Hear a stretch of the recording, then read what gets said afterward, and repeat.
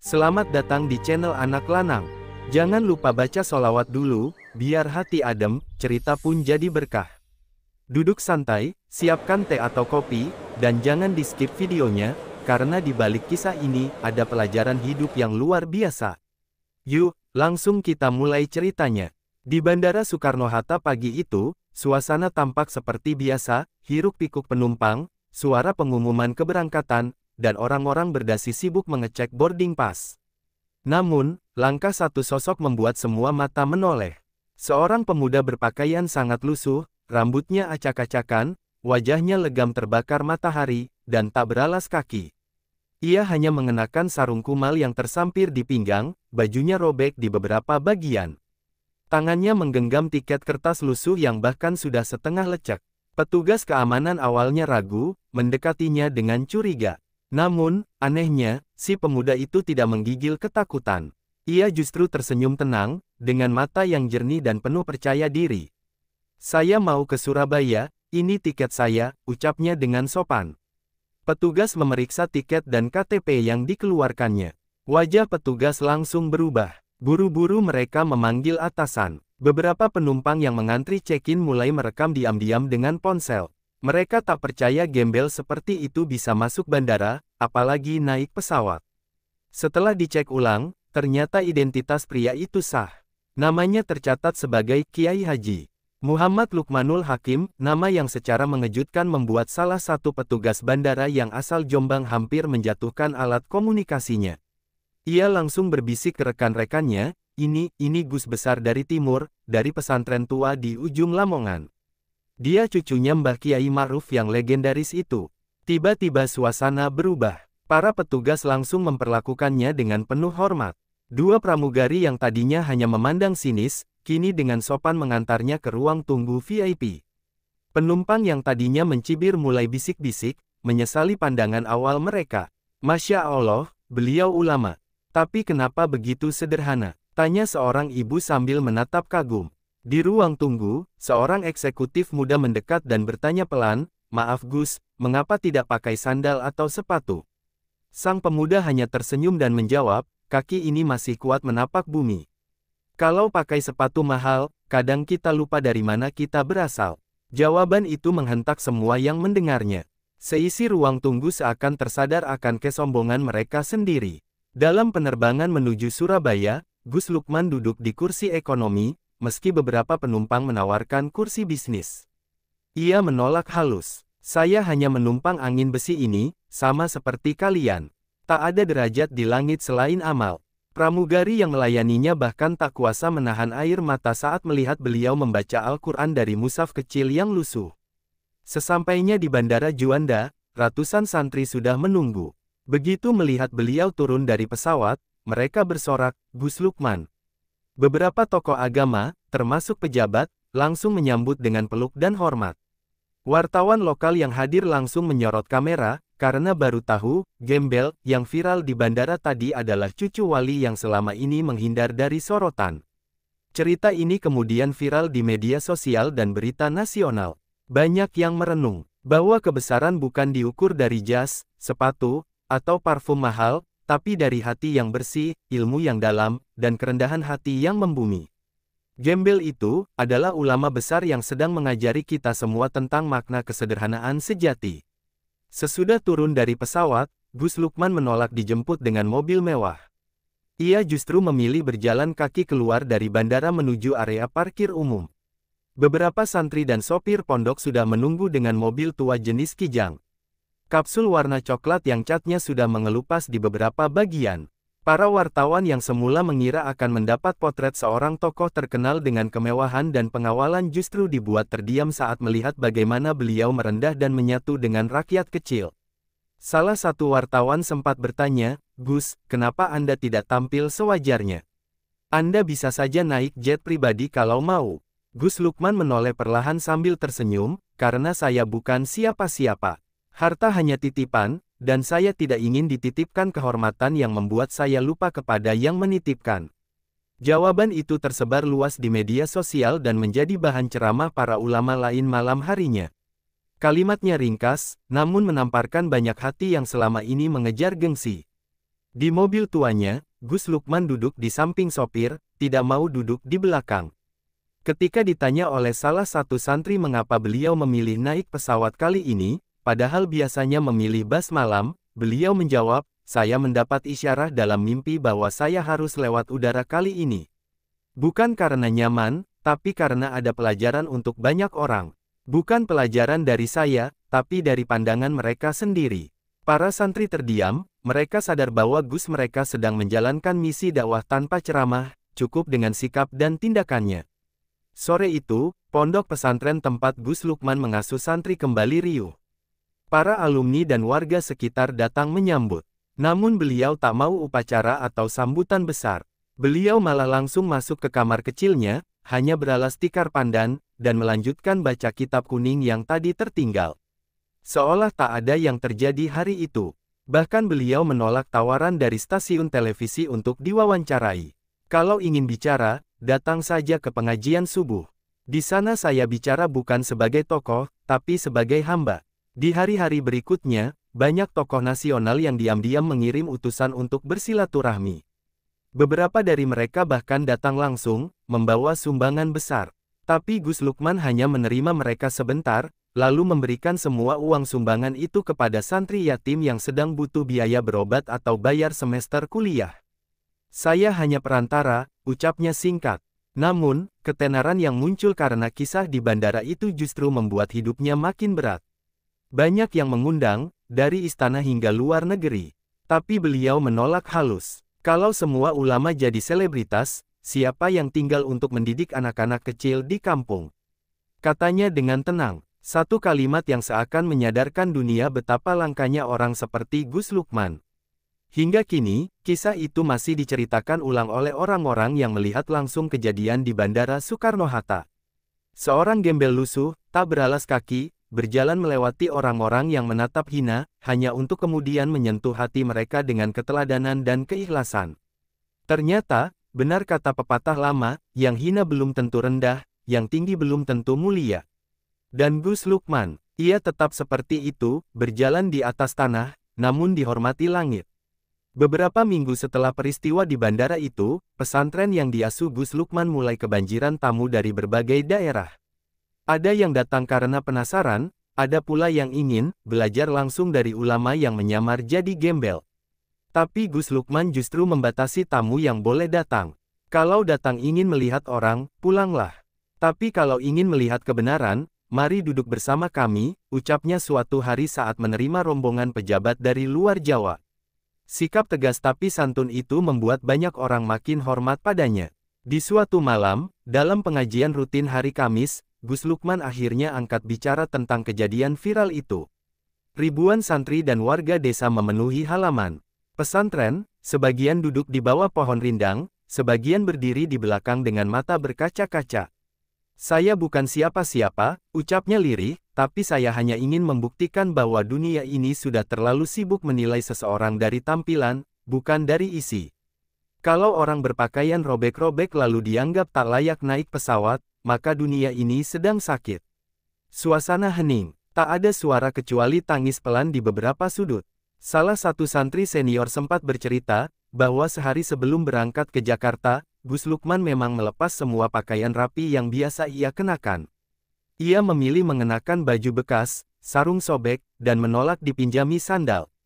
"Kalau saya jalan pakai sandal, maka pandangan orang hanya sampai di kaki saya. Tapi kalau saya tak beralas kaki, mungkin mereka akan melihat ke hati saya," ucap Gus sambil tersenyum. Filosofi sederhana itu menggema hingga ke kalangan akademisi. Beberapa dosen dari universitas ternama mulai meneliti filosofi kehidupan Gus Lukman. Bahkan, beberapa di antaranya membuat buku berjudul, "Zuhud dalam Era Digital, Studi Kasus Gus Lukmanul Hakim." Buku itu menjadi bahan diskusi hangat di banyak forum ilmiah.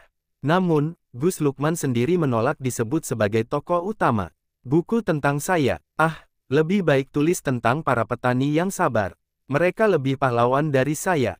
Saya hanya kebetulan lewat di jalan orang-orang sibuk." Namun, yang paling menyentuh adalah saat sekelompok anak muda datang ke pesantren, sebagian dari mereka adalah mantan anak jalanan, pemuda pang, dan korban narkoba. Mereka datang dengan hati terbuka dan berkata, kami tahu rasanya dihina karena penampilan. Tapi melihat jenengan saja bisa dihormati walau lusuh, kami jadi punya harapan untuk berubah. Gus Lukman merangkul mereka satu persatu, tak peduli bau badan atau penampilan mereka. Kalau Allah tak jijik pada kalian, kenapa saya harus jijik? Katanya. Tak lama setelah itu, Gus Lukman mendirikan sebuah pondok cabang khusus untuk para mantan anak jalanan. Ia menyebutnya, Pesantren Bumi Kasih. Tempat itu menerima siapa saja yang ingin berubah, tanpa biaya, tanpa syarat ijazah, tanpa ditanya masa lalu. Di sana, yang dinilai bukan nama keluarga, bukan penampilan, tapi kesungguhan belajar dan kemauan memperbaiki diri. Banyak yang kemudian menjadi ustaz, pengusaha halal, bahkan guru ngaji keliling. Cerita tentang seorang gembel yang naik pesawat ternyata tidak berhenti di bandara. Ia menjadi inspirasi perubahan, menjadi peringatan, dan menjadi cahaya yang menyinari jalan banyak orang yang hampir putus asa. Dan semua itu berawal dari satu langkah kaki tanpa alas, yang ternyata menapaki sejarah dan hati manusia dengan sangat dalam. Tahun berganti. Walau kisah Gus Lukman bermula dari kejadian sederhana di bandara, pengaruhnya meluas jauh melebihi yang dibayangkan.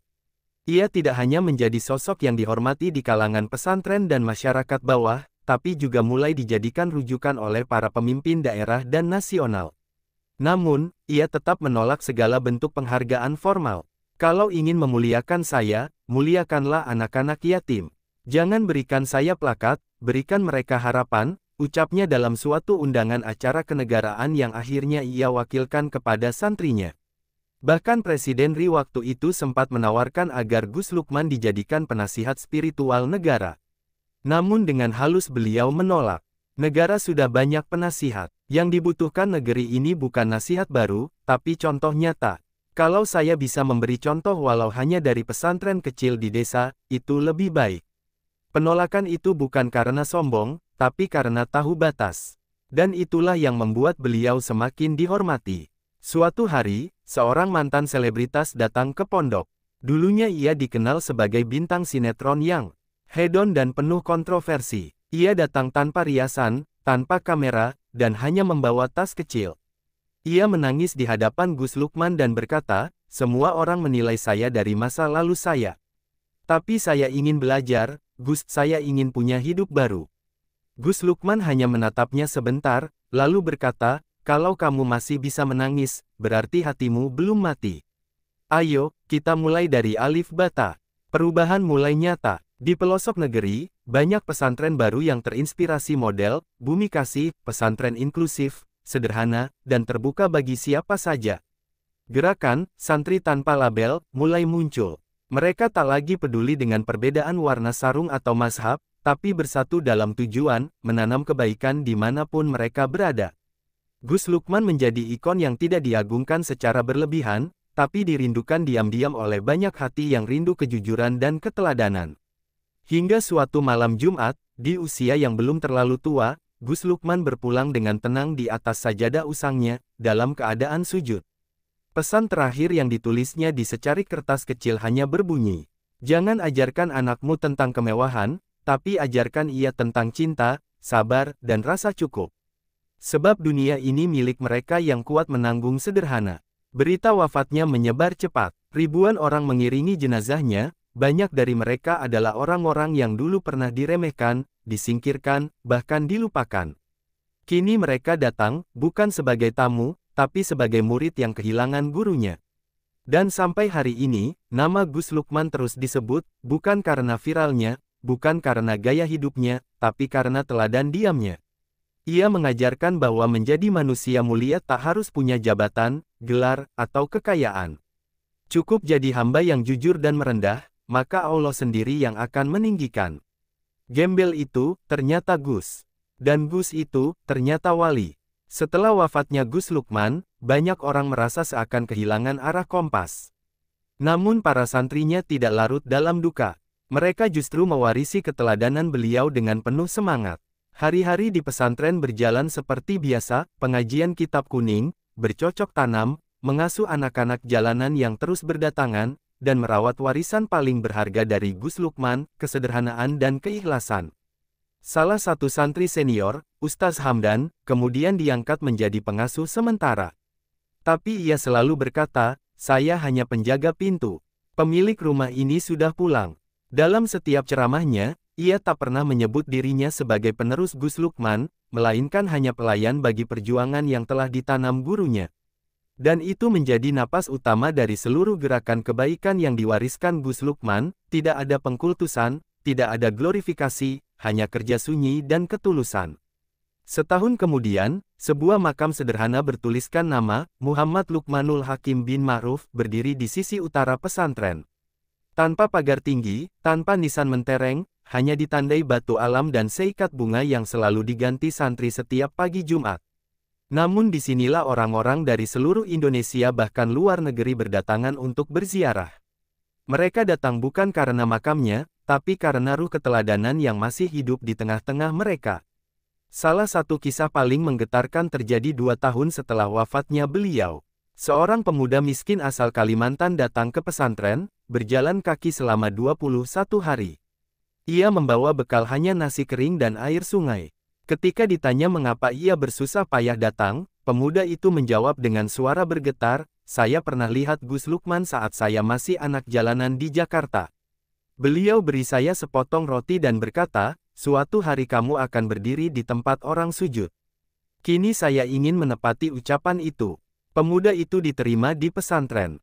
5 tahun kemudian, ia menjadi ustaz yang mengajar anak-anak di pedalaman Kalimantan. Ia menolak gaji dan memilih hidup seperti gurunya dulu, cukup dengan kasih sayang dan niat yang bersih. Dan ternyata, bukan hanya dia yang berubah. Banyak orang yang pernah bersentuhan sejenak dengan Gus Lukman, entah di terminal, bandara, warung, atau jalanan, semuanya membawa cerita masing-masing. Cerita kecil, namun menggugah jiwa. Buku-buku tentang Gus Lukman makin banyak ditulis, namun para santrinya selalu menekankan bahwa yang paling benar bukanlah cerita-cerita itu, melainkan apa yang diamalkan. Gus tak pernah minta dikenang. Tapi kalau kita benar-benar cinta, cintailah apa yang dicintainya, kesabaran, ilmu, dan kesederhanaan, begitu pesan yang tertulis di pintu gerbang pesantren hingga hari ini. Kini, setiap kali ada seorang berpakaian lusuh masuk ke bandara, sebagian orang akan menoleh, bukan karena hina, tapi karena berharap, jangan-jangan itu Gus Lukman berikutnya. Warisan beliau bukan hanya tentang dakwah, tapi tentang cara kita memandang sesama manusia, bukan dari apa yang dikenakan, tapi dari cahaya yang terpancar dari dalamnya. Karena sejatinya, dunia ini hanya sementara, tapi teladan akan abadi dalam hati orang-orang yang belajar mencintai kebenaran dalam diam. Beberapa tahun berlalu, tapi semangat Gus Lukman seolah tidak pernah padam. Di banyak pelosok desa dan kota, muncul gerakan-gerakan kecil yang menamakan diri mereka sebagai santri jalanan, komunitas orang-orang biasa yang menolong sesama tanpa pamrih. Mereka bukan dari pesantren besar, tidak punya yayasan megah, tapi berbekal semangat, kalau Gus bisa hidup seperti itu dan tetap mulia, mengapa kita tidak? Gerakan ini tak punya struktur resmi. Tak ada pengurus tetap, tak ada sekretariat. Mereka hanya berkumpul di warung kopi, musola kecil, atau emperan stasiun. Tapi dari tempat-tempat sederhana itulah mereka mulai bergerak, membagikan nasi bungkus, membantu orang sakit, menebar senyum, dan yang paling penting, tidak pernah merasa lebih suci dari orang lain. Mereka menyebut diri mereka murid Gus, walau sebagian besar tak pernah bertemu langsung. Di antara mereka, ada satu cerita yang kemudian dikenal luas. Seorang mantan preman terminal yang dulunya dikenal kejam, kini mengelola sebuah warung makan gratis untuk tukang becak dan pengemis. Ketika ditanya apa yang mengubah hidupnya, ia hanya menjawab, "Dulu saya hina seorang gembel di bandara. Saya baru tahu belakangan, ternyata dia wali. Sejak itu saya takut menghina siapapun. Saya tak mau mengulangi dosa itu seumur hidup saya." Cerita itu menyebar luas, dan membuat banyak orang mulai menahan diri sebelum menilai seseorang dari tampak luar. Sebuah perubahan sosial mulai terasa. Banyak bandara, stasiun, dan kantor publik yang memasang tulisan kecil di dindingnya. Pernah ada seorang wali yang disangka gembel. Jangan ulangi kesalahan yang sama. Di dunia pendidikan, nama Gus Lukman mulai diajarkan sebagai tokoh inspiratif. Tidak dalam buku sejarah resmi, tapi dalam kisah-kisah yang disampaikan dari guru ke murid, dari orang tua ke anak. Ia menjadi lambang bahwa pendidikan bukan sekadar gelar, tapi bagaimana seseorang hidup dengan ilmu dan memberi manfaat. Bahkan di salah satu universitas Islam terkemuka, nama beliau diabadikan menjadi nama program beasiswa, beasiswa kaki tanpa alas, khusus bagi anak-anak miskin tapi berprestasi tinggi. Lalu suatu hari, seorang bocah kecil berjalan sendirian ke gerbang pesantren. Kakinya tak beralas, pakaiannya robek, dan di tangannya ada sepucuk surat. Ia menyerahkannya kepada penjaga gerbang, yang kemudian membacanya dengan mata berkaca-kaca. Isi suratnya tertulis, "Saya tidak tahu siapa ayah saya. Tapi ibu saya pernah berkata, kalau kamu ingin jadi orang baik, carilah pesantren yang dulu dipimpin. Seorang gembel yang naik pesawat, maka saya datang ke sini, boleh saya belajar, meski saya tidak punya apa-apa." Penjaga gerbang tak berkata apa-apa, ia hanya memeluk bocah itu erat, seolah memeluk harapan terakhir dari generasi yang akan datang. Ia tahu, warisan Gus Lukman belum usai, selama masih ada satu orang yang ingin berubah, selama masih ada satu hati yang lembut pada yang miskin, maka Gus Lukman belum benar-benar pergi. Ia hidup dalam setiap langkah sederhana, dalam setiap senyum tulus, dalam setiap derap kaki yang menapak bumi, tanpa alas, dan dunia, pelan-pelan, sedang belajar berjalan seperti itu.